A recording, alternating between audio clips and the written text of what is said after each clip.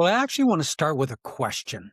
And here it is. What about if we slowed down to actually speed things up? Is that a possibility, slowing down and seeing things speed up? Well, we're going to talk about that today with my guest. And this is Funding Your Future Now podcast. My name is Dr. Randy Dirks. I've been a fundraising executive as a VP for 28 years with 3 nonprofits. I love what I do. I love the people that I work with, but I also know fundraising has some unique challenges to it. And so this podcast is designed for presidents of nonprofits, fundraising executives, and to really give practical guidance to questions they face every day. And so that's why I bring individuals on the podcast who have that kind of expertise. Today, I'm glad to interview a gentleman from Grand Rapids, Michigan, Kevin Eastway. And as I've got to know Kevin over the last couple of weeks, we've had a couple conversations. He brings with him 25 years of sort of marching along fundraising leaders, helping them in a variety of ways. It's also taken him into the international arena, and he's done more than simply coach and guide. He's also written a couple books, and so I just appreciate how he's expanded himself that way. So, Kevin, what a delight to have you here today, and welcome to the podcast. And why don't you just take a few minutes and share with our audience a little bit more about yourself? Yeah, I appreciate it, Randy. It's good to see you, and what a wonderful opportunity just to share some life with you here today. You know, like you said, I've spent about 25 years walking alongside nonprofit leaders and boards and fundraising teams across the U.S. and internationally. Most of my work these days sits kind of at the intersection of leadership clarity and board engagement and fundraising strategy.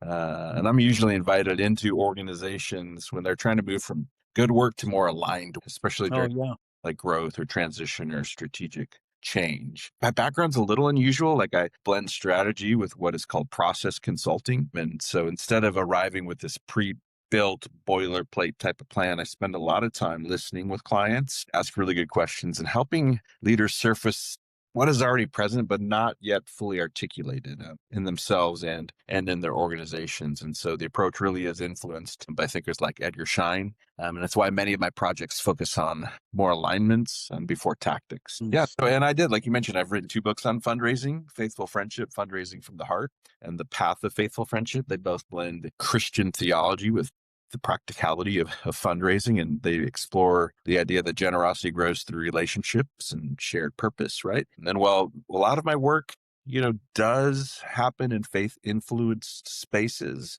the core ideas translate well across all sorts of nonprofits because this really is about trust, right? And building Yeah. community and human motivation. So I'm in Grand Rapids, Michigan. Spent a lot of time on the West Coast. My husband, dad of 2 very active boys, 11 and 14, one who's probably coming through the door here any minute. And so, but I love sitting with people like you, and I love learning, and I love walking alongside people. That's really where I find a lot of joy these days. Oh, good. Boy, I'm going to pick up on you talked about alignment preceding tactics. Mm-hmm. And that is so true. And I'll just use the illustration of a football team. If you have great alignment, and that takes a while for a coach to put that in place, then you can start talking about the tactics, but you reverse it the other way around, and you've got people that aren't really working well with each other, even though they're good in their game. And so love how you articulated that. Well, Kevin, you talk about moving from transactional fundraising to relationship-centered generosity. Love that, relationship-centered generosity. So here's the question. For a nonprofit leader who knows their fundraising feels transactional, but they're not too sure, how do I shift? Yeah. What does that journey actually look like in practice to go to relationship-centered generosity? Yeah. That is so important. Yeah. What a great question. Yeah, I love thinking about that, Randy, and how we go from transaction towards transformation in these relationship-centered generosity model, right? I remember sitting with a development director here in West Michigan who said, Kevin, I feel like I'm just working a list. And she wasn't burned out because she disliked people. She was burned out because she felt like she was managing transactions instead of stewarding relationships. And so we did something really simple. We stopped talking about the numbers for a week and dollars, and we mapped names instead of numbers. And we asked some questions like who believes in this mission deeply, whose heartbeat personally is aligned to our heartbeat Yeah. organizationally, and how is Mhm. their story connected to it? We asked some other questions like who would give whether we sent an email or not, right? Who gives on their own accord? And so Mm. then we started calling people with no ask attached, just curiosity. Hey, would you tell Yeah. us about what makes your heart beat towards this? Right? Just gratitude. Hey, thanks. We noticed this, and man, are we grateful. And Yeah. just listening, right? And within 6 months, Mm. like the revenue started trickling up, not because we pushed harder, but because we shifted posture. And Mhm. it was a posture that shifted inside of her as well, right? Because, Oh, for sure. yeah, transactional fundraising asks, well, how do I get this gift? And how do I get it soon? Right. Relationship centered generosity asks, how do I help this person live into the impact they already care about? And how do Mhm. they help write the next chapter of this organization through their generosity and through the trust we're building? And Wow. so, that journey, I mean, I want to say it's not mystical, it kind of is. It's disciplined. It's training ourselves or maybe our board to have real conversations that aren't just about hitting people up or asking them to get out their checkbooks, right? And it Wow. replaces email blasts with cups of coffee, it's inviting Mm. participation before asking for funding. Over time, it becomes culture as we move Mm. from transaction towards transformation based on Sure. relationships. It's a really, really Yeah. neat journey to go on with people too. Absolutely. Love the journey. Yeah, You're really treating people with dignity. big time. Bringing out the humanity, right? And in ourselves, because Exactly. the transformational fundraising feels so mechanical, right? Yeah, it Yeah. does. Good. Love that. Well, you've talked about one that you don't arrive at one size fits all. You start with deep listening. For a nonprofit who is under the pressure from the board to produce Yeah. that strategic plan fast, to get the goals met, how do you make the case that slowing down is actually speeding things up? We talk with that as a question to begin with. That's an interesting, almost a dichotomy, but Yeah. talk a little bit about that. It's so intriguing to hear that. Yeah, Randy, one of the things I find myself saying to my clients a lot the last 6 or 8 months is let's just pump the brakes a little, right? Let's create some space. Let's hold a container for whatever to emerge that needs to emerge, right? I mean, I remember working with a school board once. They wanted a strategic plan in 60 days, and that might have Yeah, worked back in the 1900s, right? But they sure. were anxious. Enrollment was softening, right? Finances were getting Yeah, tight and they wanted clarity and they wanted it fast. They wanted to know what's going on, right? And we could sure. have written a plan in a couple of weeks. Well, just go do this, this, and this, and let's try it out, right? Yeah, Um, for sure. but it really would have been built on assumptions, right, of the past or where we think the future was going, Mhm. been based on anything real. And so instead, we spent a month listening, like Okay, with their teachers, with their parents of the kids who are in their school, right? for With sure. supporters, with students themselves, with alumni, right? We surfaced some tensions that no one had named publicly. And one parent said, I'll never forget this. We love the school, but we don't know what makes it distinct anymore.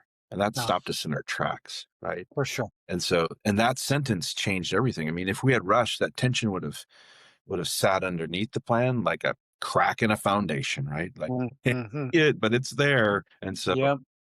so I would say this, that listening and slowing down so that you can speed up. Listening is not delay. It's calibration, getting a Yeah. sense, right, of the land. It's letting the compass figure out where it needs to be. Leaders are under pressure. I mean, we can produce documents quickly or we can produce alignment. And only one Yeah. of those sustains ongoing execution. And so slowing down to listen actually speeds up trust. And trust is like Mhm. the thing that makes plans really real. One of the things that I didn't make this up. I kind of discovered this over the years with my clients. I call it the acuity compass. So my business is called the Acuity Lab.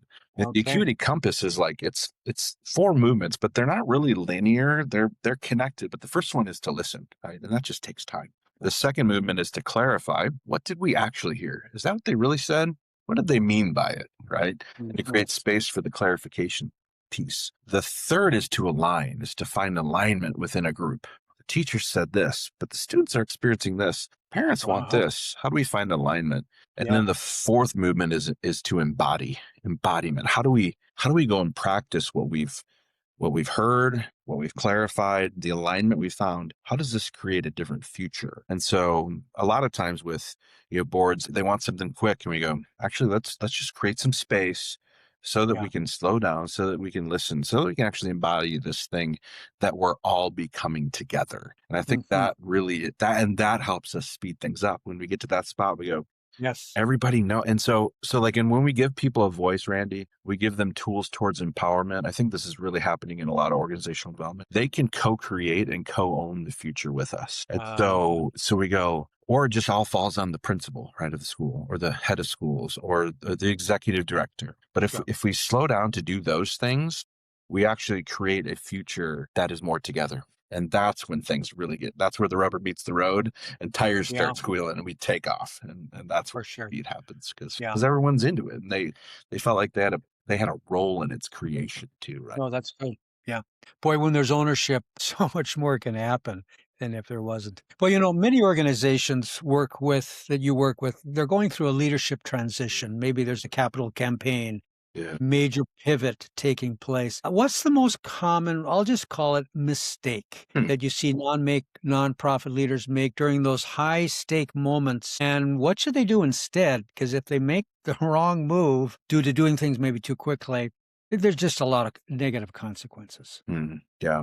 That's really good. That's a really deep question. I think the biggest mistake people make is that we rush through it and we're not able to name reality or honor emotion or clarify some identity and then move, right? I think we move through things too quickly in high stake moments, and transitions, they're emotional, whether we admit it or not, right? I mean, Sure. I worked Yeah. with an organization overseas after a beloved founder stepped down, and the new leader was capable, sharp, ready, but the board wanted like immediate momentum. To go back to what we were just talking about, like, we got to Yeah. sure this thing keeps going, right? They were afraid. New language, new metrics, new direction, right?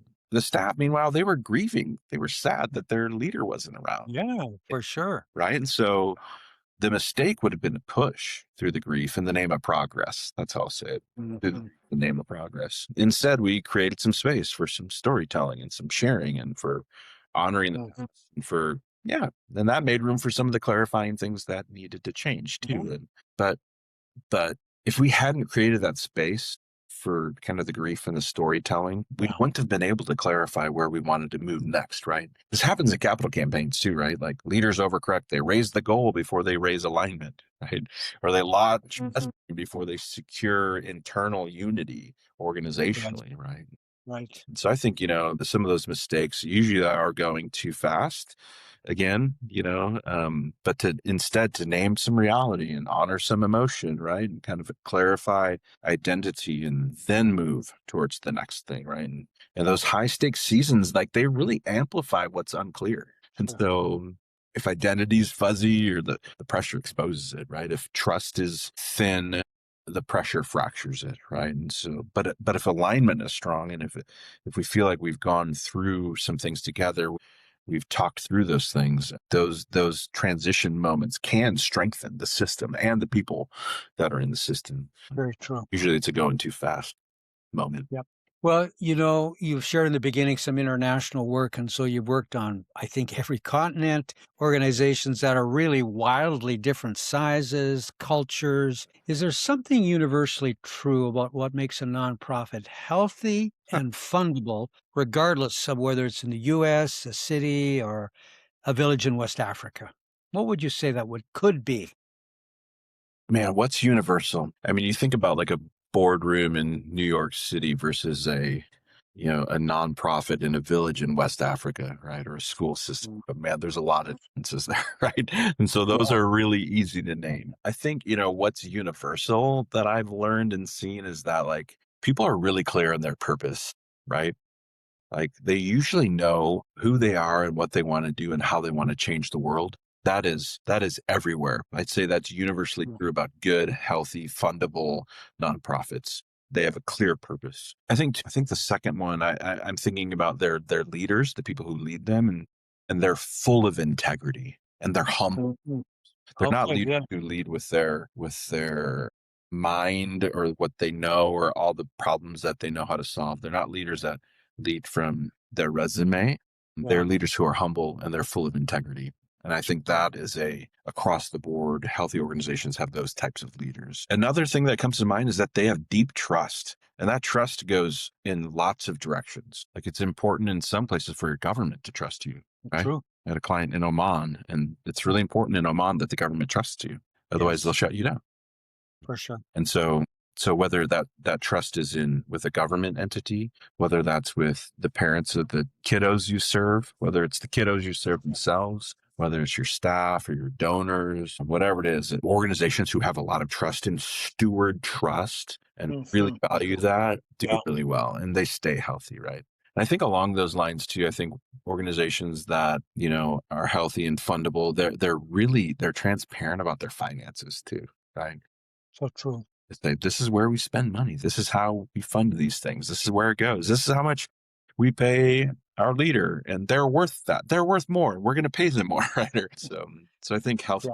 profits, they have real good purpose, very clear on purpose. They have high Yeah. integrity, humble leadership. They have trust Mhm. in many, many directions, and they're financially transparent. And Yeah. those healthy nonprofits, like they're aligned internally before they act externally, and that makes Oh, it yes. fundable, right? They go, man, that organization is full of high integrity, humble, kind, smart people. Donors are like, I'm in. And that's true on every continent where I've had clients. Yeah.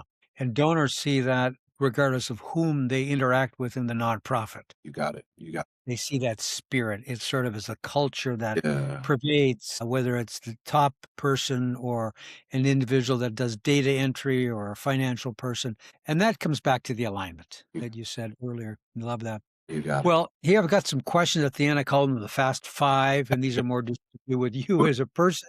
But the first one is this: what's a great piece, maybe even the best piece of professional advice you've ever received? I'll never forget this. I was right out of undergrad living in Los Angeles. I was working for a nonprofit. It had the wonderful opportunity to be molded by that nonprofit's vice president, whose office was next door to ours. And Okay. said, Kevin, know your weaknesses and surround yourself with people who are smarter than you. And I have Wow. done that every step of the way, Randy, where I go, okay, I know some of the things I'm good at. I know some of the things I'm not good at. And I'm going to do whatever I can to be a learner and to surround myself with people who are smarter than me so that I can learn from them and so that they can Wow. help me carry the load. So Yeah. best advice I've Absolutely. ever received. Surround yourself with people who are smarter than you. Don't go it alone. Yeah. Yeah. Yeah.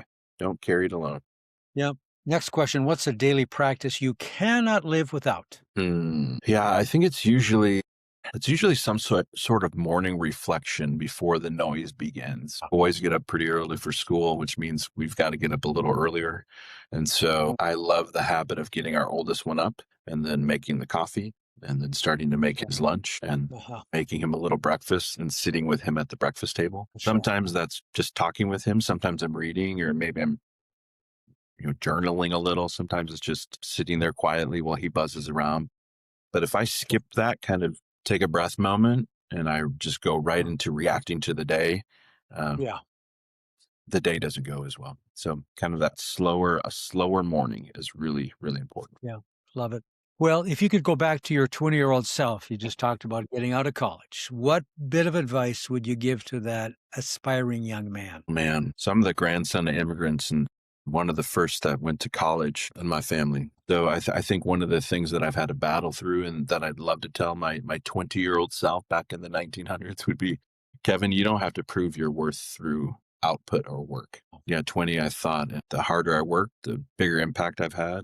But I've learned that depth beats scale most days. And so to invest in relationships, to learn to listen, to not rush.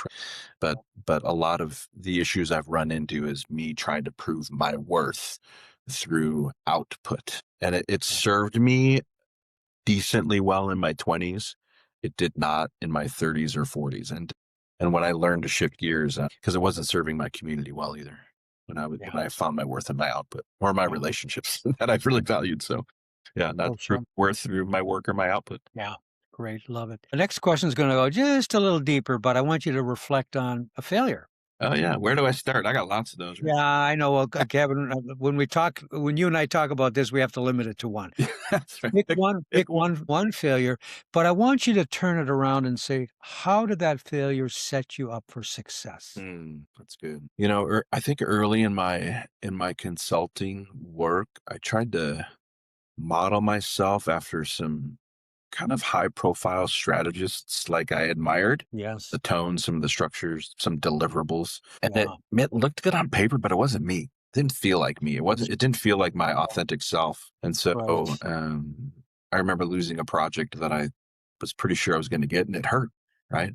But that Mhm. failure, that loss kind of forced me to lean into my own framework and my own way of Mhm. being, right? And kind of name some of the emotional undercurrents or working through some of that output work-based identity stuff that I had to deal with, right? And kind of Sure. integrating formation internally for me and for the leaders I work with strategy instead of separating them. And I think that really made me as I learned how to lean into my more authentic self as a person and as a consultant and an expert. It helped me clarify my voice and it really made me start to own my own outcomes in ways that I was starting to blame some other people. Wow, oh, this is Yeah. happening because Oh, of this, and this. It's like so that failure of kind of modeling myself after someone else instead of being my own person and who God's made me to be, yeah. and realizing that was not the way for me to go, that helped clarify my voice. And I think that voice is why people now, why they hire me now, is because I'm becoming my true self. Right, that through Yeah. thread since I was a kid. Like I deviated from that for a little bit as I was trying to become something. Right now, I think I'm becoming who God's made me to be in this next chapter. What a great revelation. Last question. What's your favorite place on earth to be in so you can recharge and disconnect? That's a no-brainer for me. So I've always lived close to a very large body of water, either the Pacific Okay. Yeah. Ocean or Lake Michigan. And so now that we're in West Michigan, I think my favorite place to disconnect and recharge is on Lake Michigan, whether that's on the beach, Okay. whether that's in a fishing boat with friends, still water, coffee, my boys, my wife, some Yeah. friends. There's something about that kind of stillness and also the vastness of it. You know, if you haven't seen one of the great, Yeah. they're amazing. They're huge, right? Yeah. But it resets my perspective and my place in the world. It reminds me that clarity doesn't come from urgency, it comes from presence, right? And a lot of Mhm. my best ideas or places I've healed the most have been either around Lake Michigan or around the Pacific Ocean. So Yeah. those are, yeah, a couple of my favorite places to disconnect and recharge. So good. Well, Kevin, what a delight just to really experience, I'll just put it this way, your authentic Oh, self. I appreciate that. Right? I've sensed that coming through your genuine spirit of connecting with people. Thanks a lot. The idea of slowing down, of listening and understanding, not focused on the tactics, focused on alignment. A lot of very valuable truths for the nonprofit world. So Appreciate that. I'd just love for you to share with our audience a little bit how people can connect with you. So take some time to do that. Yeah, sure. I appreciate that. So my business is called the Acuity Lab. It's ACUITY, like focus, acuity, theacuitylab.com. And so you can see Okay. kind of my style. And there's a bunch of case studies on there that I think are really interesting of clients that I've worked with, also Mhm. articles that I've written. So that's a way to connect with me. I love LinkedIn and Facebook. I have a TikTok account, Randy. So you could look Sure. for the Acuity Lab on all of those places on all the socials. And then Yeah. on LinkedIn, I have a Wednesday newsletter that I publish each week. I love writing. I have a lot in me to get out. Yeah. I was just on with a client. We were joking. My parents used to say one third the words, Kevin. So the client was kind of Okay. saying that we were talking about one third the words, but I have a lot to get out of me. But my newsletter on LinkedIn is called The Art of Withness. And we didn't get into the withness thing, Randy. Maybe that's on another podcast, but it's Sure. all Sure. about walking with people and how valuable that Mhm. is. So people can check out that as well. So I'd be Yeah. honored to walk with anybody or have a phone call. And I love hopping on Zoom, and I love Yeah. drinking coffee too. Sure. Do some virtual coffee. That's Well, again, delight getting to know you and having you share some very practical insights to our audience. right. So, for the audience, again, this is Dr. Randy Dirks, and this is Funding the Future Now podcast, delivering to you couple times a week, just valuable, practical insights for your role as leaders. So look forward to you joining us in the future. Have a most blessed day. Bye now.